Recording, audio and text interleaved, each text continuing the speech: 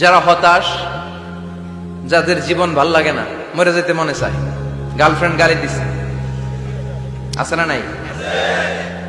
আবার বয়ফ্রেন্ড গার্লফ্রেন্ডের গালি দিছে, এ ওড়না পেঁচায়া ফ্যানের মধ্যে ঝুলে আত্মহত্যা করে। কত বড় পাগল, তুই মরলি কেন? গালি দিছে তো কি হয়েছে? হ্যাঁ, বুঝতে চায় না, হতাশ হয়ে যায়। আর বয়স কম তো ইচড়ে পাকা, অল্পতে কাবু হয়ে যায়। এই সূরাগুলো পড়ে না, এখানে আশার বাণী আছে।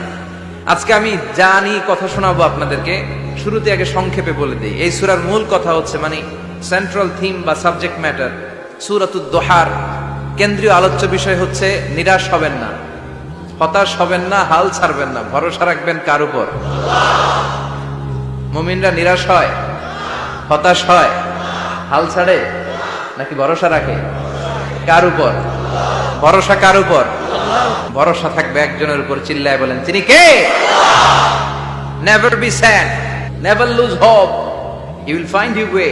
তুমি তোমার পথ খুঁজে পাবে। আমাদেরকে পথ দেখায় কে? হতাশ যারা, ফ্রাস্ট্রেটেড আপসেট পিপল, তাদের জন্য, হতাশ ব্যক্তিদের জন্য এই সূরাটা একটা আলোকবর্তিকা, একটা আলোর মশাল। এই সূরাটা পড়লেই হতাশ ব্যক্তিরা মনে শান্তি পায়, আশা ফিরে পায়, দিক ফিরে পায়, ঠিক কিনা? এই সূরাটা নাজিল হওয়ার একটা ব্যাকগ্রাউন্ড আছে, শুনবেন। বিষ্ণু ঈসা ইসলামের কাছে যখন ওহী নাজিল হতে শুরু করলো, বিষ্ণু ঈসা ইসলাম ওহীর কথাগুলো পৌঁছে দিতে লাগলেন। যাই নাজিল হতো বিষ্ণুনবী পৌঁছে দিতেন। বিশ্বনবী সাহাবাদের কাছে শেয়ার করে দিতেন, যেটাই নাজিল হতো তিনি পৌঁছে দিতেন, যেটাই, কারণ আল্লাহর আদেশ, ইয়া আইয়ুহার রাসূল বাল্লিগ মা উনজিলা ইলাইক। ও নবী, আপনার কাছে আমি ওহী থেকে যা নাজিল করি সব পৌঁছে দেন, একটাও গোপন করা যাবে? আল্লাহর কাছ থেকে বিশ্বনবী যে সমস্ত মেসেজ, ইনফরমেশন, তথ্য, রেভেলেশন ওহী পেয়েছে, একটাও কি বিশ্বনবী গোপন করেছে? সব প্রকাশ করে গিয়েছে, সব শেয়ার করে গিয়েছে। বিশ্বনবী শেয়ার করতে লাগলেন। সকালে যা নাজিল হয় শেয়ার করেন, দুপুরে নাজিল হয় শেয়ার করেন, রাতে নাজিল হয় শেয়ার করেন, শেয়ার করতে লাগলেন। কিন্তু কি অবাক করা কাণ্ড, হঠাৎ করে এই ওহী আসার ধারাবাহিকতা আল্লাহ বন্ধ করে দিলেন। ওহী আর আসে না, আকাশ থেকে নতুন তথ্য আর নামে না। ঘটনা কি? ওহী আসে না কেন? তথ্য আসে না কেন? জিব্রাইল আসে না কেন? কোন বর্ণনায় এসেছে 15 দিন, কোন বর্ণনায় 1 মাস, 3 মাস, এমনকি 6 মাস পর্যন্ত বর্ণনা পাওয়া যায় যে বিশ্বনবীর কাছে 6 মাস ওহী আসে নাই। বিশ্বনবী তো অবাক, ঘটনা কি? ওহী নামে না কেন? আর ওহী না আসলে তো বিশ্বনবী শেয়ার করতে পারে না। এতদিন যা আসতো বলে বেড়াতো, এখন আসেও না, বলতেও পারে না। কাফির মুশরিকরা বিশ্বনবীর গালি দিতে শুরু করলো, মুহাম্মদের রব মুহাম্মদরে ভুইলা গেছে, মুহাম্মদের আল্লাহ মুহাম্মদরে ছেড়ে দিয়েছে। বিশ্বনবীর চাচি আবু লাহাবের স্ত্রী উম্মে জামিল বলতে শুরু করলো, কি মুহাম্মদ, তোমার শয়তানটা তোমার কাছে আসে না? না, শয়তান দ্বারা তিনি জিব্রাইলকে বুঝিয়েছেন যে তোমার জিব্রাইল তোমার কাছে আসে না। এভাবে সবাই গালমন্দ করতে শুরু করলো যে মুহাম্মদের আল্লাহ মুহাম্মদকে ভুলে গিয়েছে। বিষ্ণু ঈসা ইসলাম নিজেও হতাশ হয়ে গেলেন। কি রে, ওহী আসে না কেন? আমার কোনো ভুল হচ্ছে না তো? আমার কোনো অপরাধ হয়ে গেল না তো? আল্লাহ কি আমার উপর অসন্তুষ্ট হয়েছেন? আল্লাহ কি আসলেই আমারে ভুলে গেছেন? আল্লাহ কি আমাকে ত্যাগ করেছেন? তিনি কি আমার উপর রেগে আছেন? আমরাও মাঝে মাঝে এরকম হতাশ হয়ে পড়ি। এরকম হতাশ লোক আছে না নাই? কিরে, আমার দোয়া কবুল হয় না কেন? আল্লাহ আমার ডাকে সাড়া দেয় না কেন? আমার জীবনে এত দুঃখ কেন? আমার জীবনে তো ভালো কিছু হয় না, খালি সব কষ্ট আমার কেন? এরকম আছে না নাই? এরকম হতাশদের জন্য এই সূরাটা একটা আলোকবর্তিকা, মোটিভেশনাল সূরা। আলহামদুলিল্লাহ পড়েন। বিশ্বনবীকে আল্লাহ আশ্বস্ত করলেন, আর এই সূরাটা নাজিল করলেন, আর বললেন ওয়াদ-দুহা। ওয়াদ-দুহা, দুহা মানে আলো, দুহা মানে আলো, প্রভাতের সূর্য কিরণের শপথ। Look up, the sunlight, it's a very beautiful day out there. ও নবী, হতাশ হবেন না, বেরোন, সকালের সূর্যটা কত সুন্দর, কি ঝলঝলে পৃথিবী, ফকফকে আর তকতকে, দেখলেই মনটা ভরে যায়, ঠিক কিনা? দোহা, দোহা মানে আলো, আশার আলো, সম্ভাবনার আলো। আমাদের জীবনে আলোর দরকার আছে না নাই? আলো না থাকলে আমরা বাঁচতে পারবো? আলো লাগে বড় ভালো। এই আজকে আলো না থাকলে আমার দেখা যেত? এজন্য কোরআনকে আল্লাহ আলো বলেছেন। কোরআনকে কি বলেছে? কিতাবুন আনজালনাহু ইলাইকা লিতুখরিজান নাসা মিনাল যুলুমাতি ইলান নূর। Muhammad, I've revealed this holy Quran unto you to lead the mankind out of darkness into the light. অন্ধকার থেকে লাইট, লাইট মানে কি? আলো। আলোর দিকে নেওয়ার জন্য কোরআন পাঠিয়েছে। আবার বিশ্বনবীকেও আল্লাহ নূর, নূরের সাথে তুলনা করেছেন। আবার বিশ্বনবী আল্লাহর কাছে নূর চাইতেন, বলতেন আল্লাহ আমার ডানে আলো দাও, আমার বায়ে আলো দাও, আমার সামনে আলো দাও, পিছনে আলো দাও, উপরে আলো দাও, নিচে আলো দাও, আমার দেহে আলো দাও, আমার মাংসপেশির ভিতরে আলো দাও, আমার হাড্ডির ভিতরে আলো দাও, আমার জন্য তুমি আলো দাও। পড়ে না আমিন? এজন্য আলো ছাড়া বেঁচে থাকা অসম্ভব। আল্লাহ তাআলা আলোর নামে সূরা দিলেন, সূরাতুদ দুহা, প্রভাতের আলো, প্রভাতের সূর্য কিরণের শপথ, আলোর শপথ। সুবহানাল্লাহ পড়েন। এরপর আল্লাহ বললেন ওয়াল্লাইলি ইযা সাজা, আলোর শপথ, সকাল বেলার সূর্য কিরণের শপথ। দ্বিতীয় আয়াতে আল্লাহ বললেন রাত্রিবেলার শপথ, যখন রাত্রিটা নিঝুম হয় নিস্তব্ধ, নিঝুম আর নিস্তব্ধ রাতের শপথ। তাহলে আল্লাহ আলোর কসম কাটলেন, তারপরে অন্ধকারের কসম কাটলেন, ঠিক কিনা? আলো দ্বারা মূলত আল্লাহ তাআলা ওহীর আগমনকে বুঝিয়েছে, আর অন্ধকার দ্বারা আল্লাহ তাআলা ওহীর অনুপস্থিতি বুঝিয়েছে। এটা দিয়ে আল্লাহ বুঝাতে চাইলেন, ও নবী, কাফির মুশরিকরা আপনারা গালি দেয়, ওরা বলে যে আমি আপনার ভুলে গেছি, আমি আপনারে ত্যাগ করেছি, আমি আপনার প্রতি অসন্তুষ্ট। না না, আমি ইচ্ছা করে ওহী পাঠাই না, কারণ সব সময় আলো থাকলে ভাল লাগে না, কিছু সময় অন্ধকারের দরকার আছে না নাই? বুঝে শুনে উত্তর দিয়ে। 24 ঘন্টা আলো, 365 দিন খালি আলো আলো আরো আলো। যদি সূর্যের আলো সব সময় থাকে 365 দিন, ভাল লাগবে? রাতে ঘুমাবেন কেমন? আবার সব সময় ঘুটঘুটে অন্ধকার, আলো নাই, ভাল লাগে? ক্ষেত খামারে চাষ করা লাগবে না, বাজারে যাওয়া লাগবে না। তার মানে আলোরও দরকার আছে, অন্ধকারেরও দরকার আছে। এটা দিয়ে আল্লাহ বুঝাতে চাইলেন, নবী, ওহী নাজিল করার জন্য দরকার আছে, মাঝে মাঝে ওহী বন্ধ রাখা আপনারে বিশ্রাম দেওয়ারও দরকার আছে। চিৎকার করে বলেন আল্লাহু আকবার। এজন্য আল্লাহ বললেন ওয়াদ-দুহা ওয়াল-লাইলি ইযা সাজা মা ওয়াদ্দা'আকা রাব্বুকা ওয়া মা ক্বালা ওয়ালাল আখিরাতু খায়রুন লাকা মিনাল উলা। সুবহানাল্লাহ পড়েন। ও নবী, প্রভাতের সূর্য কিরণের শপথ, নিঝুম নিস্তব্ধ রাত্রিবেলার শপথ, আলো আর অন্ধকারের শপথ করে আমি বললাম আপনার প্রভু আপনারে ভুলে যায় নাই, আপনার উপর অসন্তুষ্ট হয় নাই। আমি আল্লাহ ইচ্ছা করে ওহী বন্ধ রেখেছি, কারণ ওহীর একটা পাওয়ার আছে, বারবার ওহী রিসিভ করলে আপনার স্নায়ু এটা সহ্য করতে পারবে না, আপনার দেহ এটারে বরদাস্ত করতে পারবে না। নবী, আমি আপনার প্রতি এত রহম দিল, এত ভালোবাসি, বারবার ওহী নিতে নিতে আপনার যে কষ্ট হয়, এই কষ্টটা আমার আল্লাহর সহ্য হয় না। এজন্য আমি আল্লাহ ইচ্ছা করে কিছুদিন ওহী বন্ধ রাখছি। সুবহানাল্লাহ পড়েন। তার মানে এই নয় যে আমি আপনারে ভুলে গিয়েছি, আমি আপনারে ছেড়ে দিয়েছি। আরে নবী, আমি তো আমার নামের সাথে আপনার নামকে জুড়ে দিয়েছি, লা ইলাহা ইল্লাল্লাহ মুহাম্মাদুর রাসূলুল্লাহ। যেখানে আমার আল্লাহর নাম, সেখানে বিশ্ব নবীর নাম আছে না নাই? আজান যখন দেই আল্লাহু আকবারের পরে বিশ্ব নবীর নাম আছে না নাই? একামতে আছে না নাই? আবার আল্লাহর জন্য যখন সালাত আদায় করি, শেষ বৈঠকে বিশ্ব নবীর উপর দুরূদ আছে না নাই? রাফা'না লাকা যিকরাক। ও নবী, আপনার নামকে আমি অনেক উপরে তুলে ধরেছি, আমার নাম যেখানে আপনার নাম ওইখানে, গোটা বিশ্বব্যাপী আপনার নাম ছড়ায় যাবে।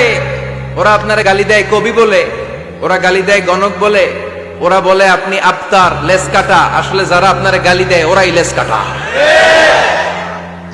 ওরা আপনারে বলে আপনি নির্বংশ, আপনার ছেলেগুলো বেঁচে নাই, মেয়ে বেঁচে আছে, আপনার নাম নেয়ার কেউ থাকবে না। ওই আবু জাহেল, উতবা, সাইবা, ওদের নাম নেয়ার কেউ থাকবে না।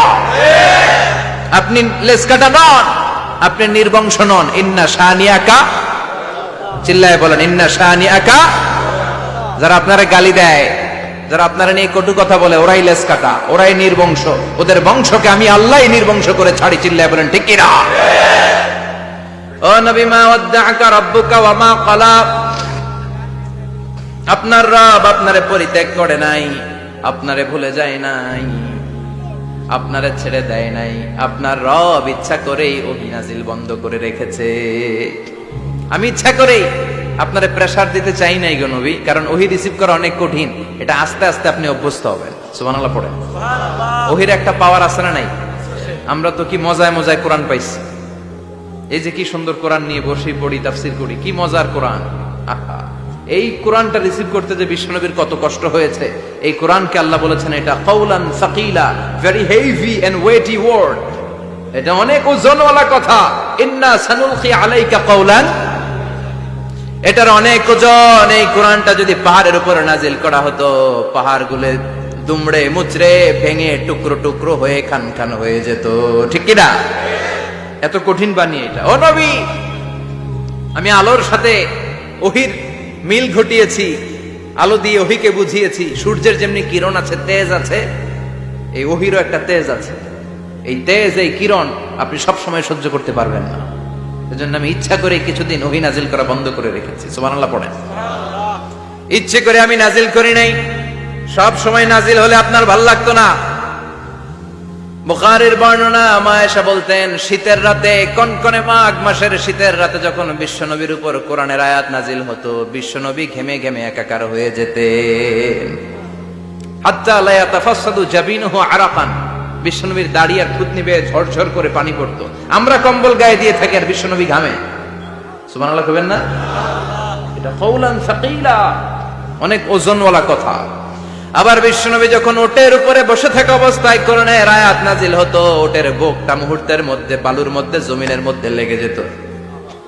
ঘোড়ায় চড়া অবস্থায় বিশ্বনবীর কাছে যখন কোরআন নাজিল হতো, ঘোড়ার পা গুলো মরুভূমির বালুতে দেবে যেত।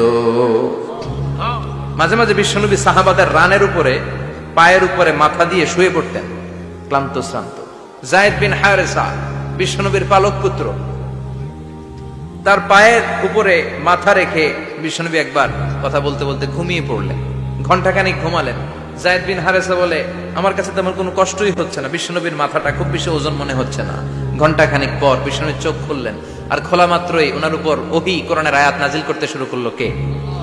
যায়েদ বিন হারেসা বলে, যখনই কোরআনের আয়াত নাজিল হতে শুরু করলো, আমার মনে হচ্ছে বিশ্বনবীর মাথাটা 50-60 কেজি ওজন বেড়ে গিয়েছে। বিশ্বনবীর মাথার ওজনে আমার পায়ের রান ফেটে যাবে, আমার পায়ের হাড্ডি ফেটে যাবে, আমার পাটা ভেঙে খান খান হয়ে যাবে মনে হচ্ছিল। তার মানে কোরআনের আয়াত যখন নাজিল হয়, বিশ্বনবীর উপর একটা প্রেসার আছে না নাই? এইজন্য আল্লাহ বললেন, নবী আমি আপনার ভুলে যাই নাই।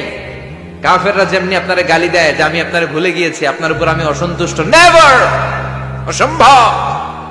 আমি আপনার উপর কখনো অসন্তুষ্ট নই, বরং আমি ইচ্ছা করি আপনার উপর থেকে প্রেসার কমিয়ে দেওয়ার জন্য কয়েকদিন ইচ্ছা করে আপনারে ছুটিতে রাখছি। সুবহানাল্লাহ পড়েন, যাতে করে আবার এনার্জি গায়ে নেওয়ার পরে নতুন করে কোরআনের আয়াত রিসিভ করার জন্য আপনি সক্ষম হন। চিল্লায় পড়তে হবে আল্লাহু আকবার। এজন্য আল্লাহ বললেন, ওয়াদ-দুহা ওয়াল-লাইলি ইযা সাজা মা ওয়াদ্দা'আকা রাব্বুকা ওয়া মা ক্বালা ওয়ালাল আখিরাতু খায়রুল লাকা মিনাল উলা। এরপর আল্লাহ বললেন, নবী ওয়ালাল আখিরাতু খায়রুল লাকা মিনাল উলা, and verily indeed the hereafter is far better for you than this dunya. এই দুনিয়ার চেয়ে আপনার জন্য আখিরাতটা অনেক দামি। খায়রুল লাকা মিনাল উলা, এই দুনিয়ার চেয়ে আখিরাতটা অনেক শ্রেষ্ঠ। এতে আল্লাহ বললেন দুনিয়ার চেয়ে আখিরাত শ্রেষ্ঠ, আর এক আয়াতে আল্লাহ বললেন দুনিয়ার চেয়ে আখিরাত হলো স্থায়ী, ঠিক কি না? বাল তু'ফিরুনাল হায়াতাদ দুনিয়া ওয়াল আখিরাতু খায়রুন ওয়া আবকা। তোমরা দুনিয়ার জীবন নিয়ে পাগল পাড়া হয়ে থাকো, আল্লাহ বললেন দুনিয়ার জীবনের চাইতে আখিরাতের জীবন শ্রেষ্ঠ এবং স্থায়ী, ঠিক কি না? কার কথা? দুনিয়া স্থায়ী না আখিরাত স্থায়ী? দুনিয়া শ্রেষ্ঠ না আখিরাত শ্রেষ্ঠ? কিন্তু আমরা কোনটার পিছনে দৌড়াই? খালি দুনিয়া দুনিয়া। দুনিয়া কে মজা লে লো, দুনিয়া তোমারি হ্যায়, কিন্তু জান্নাত কে মজা লে লো, জান্নাত তোমারি হ্যায়, ওইটা কয় না? আছে না নাই? দুনিয়ার পেছনে পাগল হয়ে আমরা পড়ে থাকি। এই দুনিয়ার জীবনটা একটা মায়াজাল, এটা একটা মরিচিকা। এই মরিচিকা, এই ধোঁকা, এই লালসা আর এই মায়াজালের পেছনে আমরা ছুটছি। ছুটতে ছুটতে হুট করে একবার কবরের ভিতরে ঢুকতে হবে। কথা বলেন, তখন আমাদের টনক নড়বে। এজন্য দুনিয়া মুমিনদের জন্য শ্রেষ্ঠ আর স্থায়ী জায়গা না। মুমিনের আসল জায়গা হচ্ছে আখিরাত। মুমিনের শান্তি আর কল্যাণের জায়গা হচ্ছে আখিরাত। জান্নাত হচ্ছে মুমিনের শেষ ঠিকানা। চিৎকার করে বলেন ঠিক কিনা? সেটাই বিশ্বনবীরে বললেন, নবী কাফির মুশরিকদের কথা আপনি কান দিবেন না, ওদের কথায় হতাশ হবেন না, নিরাশ হবেন না, হাল ছাড়বেন না, ভরসা রাখবেন কার উপর? কারণ ওয়ালাল আখিরাতু খায়রুল লাকা মিনাল উলা, এই দুনিয়ার জীবন ক্ষণস্থায়ী জীবন, চিরকালীন জীবন হলো আখিরাত। নবীরে কিভাবে আশ্বাস দিতেছে দেখছেন, অ্যাসিউরেন্স করতেছে, কনফার্মেশন। এই সূরাটা যে শান্তির সূরা, মোটিভেশনের সূরা, অনুপ্রেরণার সূরা, ইন্সপাইরেশন যে জায়গায়, প্রতিটা আয়াতে আপনি ইন্সপাইরেশন পাবেন। তো প্রতিটা আয়াতে আপনি উজ্জীবিত হবেন, সজীব হবেন, এনথিউজিয়াস্টিক এন্ড এনার্জেটিক হবেন, আপনি এনার্জি ফিরে পাবেন। আলহামদুলিল্লাহ পড়েন।